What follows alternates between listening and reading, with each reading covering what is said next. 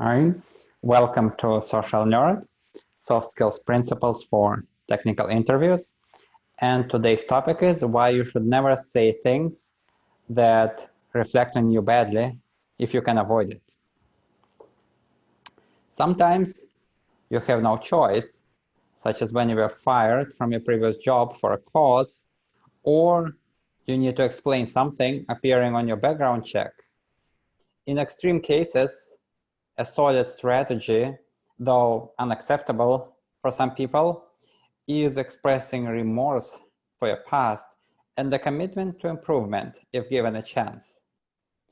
The advantage for the employer here is that you will go above and beyond if given a chance, as your employment opportunities are scarce and you will work much harder and produce a lot more value than another person with more options. Another approach is simply choosing a job where you would be creating enormous amounts of value so that your questionable past will pale in comparison. Famous conman Frank Abagnale Jr., whose story has inspired the movie Catch Me If You Can, is a case in point.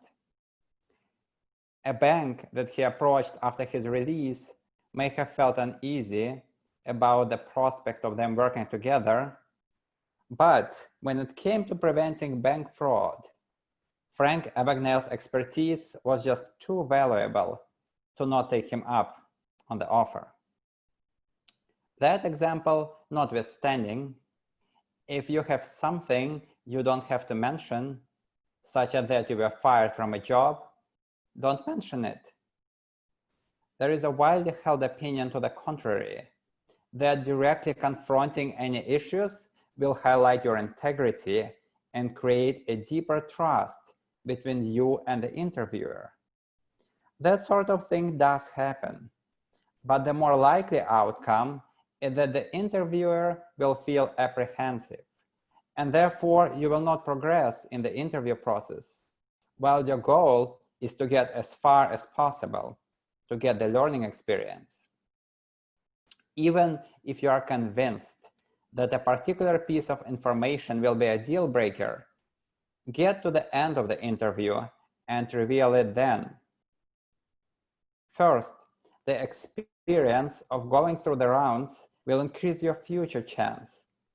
And second, the more senior a person you are interacting with, the more discretion they likely have. So while the HR person you are speaking to first will not have any hesitation in dismissing you for any reason, such as expelled out of college for a prank, the CEO of the company, who had already invested full 5 minutes of his time and 5 hours of his subordinates' time in getting to know you, will be motivated to give you the benefit of the doubt. Either way, it makes good sense to practice with a friend or a coach how you would address questionable incidents from your past to comfortably avoid the subject without leaving any doubt. Sometimes you do have to be honest and completely upfront. This principle only says if you don't have to, including moral obligation, then by all means, avoid shooting yourself in the foot. Paint your past in a positive light. Furthermore, never say bad things about your past employer either. This one is rather obvious. All the schools you have studied at have been amazing. All the jobs you've ever had, you have loved. Your past bosses have taught you much. If you start being critical, the interviewer will have to assume one of two things. Either you've really had a terrible experience, or you are just a difficult person who likes to complain. More often than not, it's the latter. And even if you can prove it's the former, the negative emotions you express in a conversation are still likely to hurt your case. So that was why you should never say things that reflect on you or your past employer badly, if you can avoid it at all.